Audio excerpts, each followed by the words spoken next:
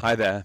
Thanks for your interest in Authentise. We're a relatively small company based in Philadelphia in the US and London in the UK, although mostly, as you can see, we're remote. Our software helps manage the workflows of some of the major players in the additive manufacturing industry, like Boeing, Ricoh, Danfoss, or Beehive 3D. But really, our vision is bigger than just managing workflows. We started off 10 years ago based on an experience I had working in Nigeria where a plane crashed and 159 people died because it takes a minimum of 3 days to get a spare part into the country, and the airline decided to keep it flying.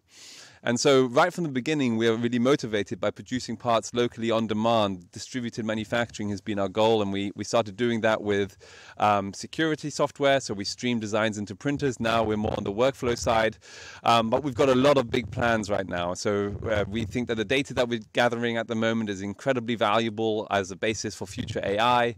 We think that there's going to be a big opportunity in managing not only designs, but the intent of designs and managing the workflow to get that intent into a design.